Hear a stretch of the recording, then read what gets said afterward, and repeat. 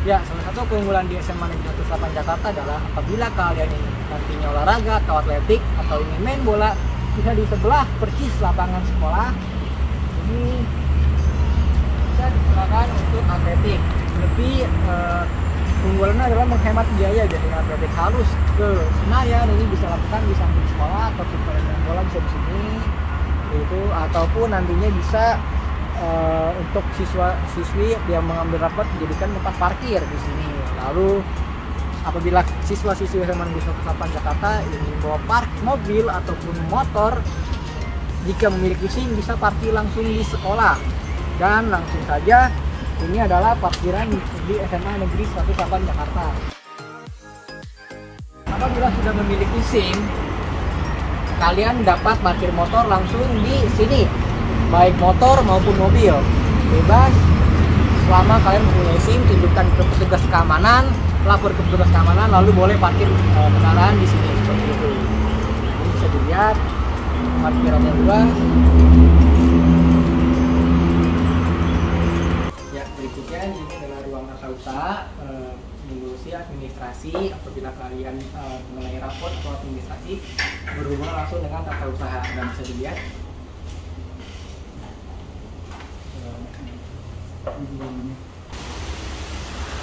Ya, assalamualaikum warahmatullahi wabarakatuh. Sekarang saya dengan Bapak Tamrin selaku Ketua Kepala Bagian Tata Usaha. Coba boleh perkenalkan diri, Pak? Ya, baik. Terima kasih. Assalamualaikum warahmatullahi wabarakatuh. Saya atas nama Muhammad Tamrin selaku Kasubag SMA Negeri 108 Jakarta. Alhamdulillah, sebelum di sini, sebelum jabat sebagai Kasubag Tata Usaha SMA 108, saya berada di Dinas Pendidikan Provinsi DKI Jakarta. Alhamdulillah, saya bergabung dengan SMA 108 ini sudah 2 tahun. Lalu selama Bapak menjabat selama 2 tahun ini, bagaimana Pak perkembangan di SMA 108 Jakarta ini? Baik dari siswanya atau dari lingkungan masyarakat. Oke, baik. Nah, kalau untuk perkembangan selama saya menduduki jabatan selaku Kasubag SMA 108, alhamdulillah banyak perubahan-perubahan, mulai dari saya pertama kali masuk di depan sono dulu menjadi tantangan saya untuk membersihkan atau mungkin merubah daripada ruang lingkup 108, di mana di depan sekolah ini terdapat tumpukan sampah yang begitu menyengat, sehingga saya pun karena saya ini sering terlibat di tingkat provinsi terkaitan dengan lomba-lomba sekolah sehat, tentu saya akan mengambil suatu inisiatif untuk mencari solusi supaya sampah-sampah yang terdapat di depan sekolah ini bisa dipindahkan, karena bagaimanapun kan ini menjadi rumah kita bersama untuk anak kita, ya, dimana harus jauh dengan tempat sampah. Nah, yang kedua terkaitan dengan kondisi di dalam pembelajaran atau mungkin ruang lingkup pembelajaran kita di sini memang banyak perubahan dalam arti baik dari sisi output daripada anak-anak kita. Kalau dibanding tahun-tahun yang sebelumnya memang sedikit menurun, tapi 2 tahun belakang ini cukup banyak perkembangan bisa dilihat daripada diterima di perguruan tinggi. Lalu untuk sekarang ini selama pandemi, apa sih Pak tantangannya dalam mengelola administrasi untuk mengenai kegiatan administrasi dalam pandemi ini berkaitan dengan administrasi gitu? Iya, kalau untuk tantangan maupun kendala permasalahan sebenarnya kompleks ya, tidak hanya di 108 tapi mungkin seluruh sekolah di DKI, mungkin bahkan secara nasional. Tapi yang jelas secara khusus ada di ruang lingkup kita di 108 ini memang menjadi kendala utama kita adalah terkait dengan adanya penurunan daripada anggaran kita yang tadinya 100% dipotong menjadi 60%, dan kemarin itu menjadi 30%. Ini sangat menjadi kendala bagi kita untuk bagaimana yang harusnya digunakan untuk kebutuhan di sekolah ini, sehingga adanya pemotongan ini banyak hal-hal yang atau mungkin tugas-tugas kita ini yang dipangkas sehingga tidak terakomodir dengan baik. Lalu untuk persiapan sekarang PPDB Pak, persiapan tahun ajaran 2021-2022, Iya. kira-kira seperti apa Pak biar Iya, nanti iya. yang mau masuk Iya. bisa tahu gimana Betul. caranya? Alhamdulillah terkaitan dengan PPDB memang kalau dibanding dengan tahun yang 2020 ini berbeda ya, berbeda dari sisi penerimaan, sisi donasi itu pun berbeda. Sekarang terkaitan dengan penerimaan itu sendiri, sekarang ada 4 donasi. Yang pertama adalah donasi prestasi ya, yang kedua adalah donasi afirmasi, yang ketiga adalah donasi RT kelurahan, yang keempat adalah donasi perpindahan orang tua, pindah tugas dan anak guru. Di mana donasi prestasi itu diperuntukkan kepada anak-anak kita yang dari kelas 9 masuk ke kelas 10, yaitu dari SMP ke SMA, kelas 1 SMA ini tentu ini memiliki prestasi akademik, contoh mungkin seperti lomba-lomba sains gitu ya, itu seperti di SMP itu biasanya ada matematik, ada bahasa Indonesia, ada fisika, ada kimia.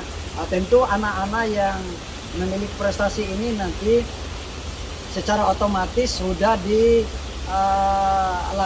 pendaftaran oleh masing-masing sekolah, sudah dipersiapkan. Kalau tahun lalu itu kan masing-masing anak akan mendaftarkan masing-masing. Kalau sekarang pola yang sekarang ini yang kita dapat dari informasi maupun dari edaran dari dinas bahwa memang anak-anak yang berprestasi sudah dilakukan pendaftaran, sudah dilakukan scan daripada prestasi-prestasi oleh sekolah ke web dinas pendidikan, sehingga pada saat nanti anak itu masuk mendaftar, nama-nama, nilai maupun prestasinya udah muncul di dalam sistem PPDB prestasi, sehingga nanti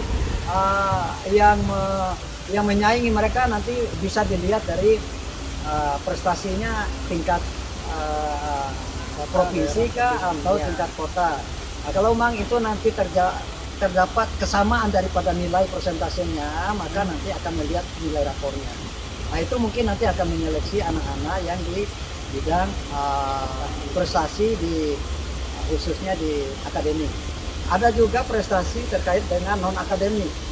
Non-akademik hampir sama dengan yang prestasi akademik, namun ini yang non-akademik berbicara masalah seperti lomba karate ya, pencaksilat, taekwondo, renang, atletik, dan lain-lain, masih banyak lagi. Tentu ini semuanya sudah dilakukan, didaftarkan oleh para sekolah kepada sistem PPDB di tingkat provinsi. Nah, sedangkan untuk donasi afirmasi ini juga ada 2. Donasi afirmasi adalah terdapat kategori pertamanya diperuntukkan kepada anak-anak yang berkebutuhan khusus, yang pertama. Yang kedua, anak-anak yang orang tuanya karena COVID kemarin meninggal dunia ya. Anak yang orang tuanya meninggal dunia, artinya di sini tenaga kesehatan. Yang ketiga adalah anak-anak yang mendapat KJP plus dan PIP. Nah, itu ada 3 ini yang pertama. Sedangkan afirmasi yang kedua ini berbeda, ininya waktunya ya tidak sama. Afirmasi yang kedua adalah afirmasi bagi anak-anak yang memiliki KJP. Yang kedua adalah yang terdata di dalam data terintegrasi kesejahteraan sosial (TKS). Yang ketiga adalah anak-anak yang deklingko atau mungkin sopir deklingko. Nah, ini anak-anak yang bisa masuk di afirmasi. Sedangkan yang ketiga adalah bagi anak-anak yang memiliki ada di zonasi RT dan kelurahan. Sedangkan zonasi RT itu sendiri adalah RT yang berada di lingkungan sekolah ini dan yang bersinggungan, itu yang utama masuk di sini. Apabila nanti itu sudah masuk, maka masuk zonasi kelurahan. Kelurahan di sini kita menentukan ada 9 kelurahan. Nah, di antaranya Kelurahan Pesanggerahan, Kelurahan Ulu Jami, Kelurahan Petukangan, Kelurahan Bintaro, Kelurahan Cipulir, ada 9. Nah itu ya diantaranya artinya orang-orang yang ada di kelurahan itu berhak untuk memilih di sekolah 108. Sedangkan bagi zonasi tempat itu zonasi perpindahan orang tua dan anak guru.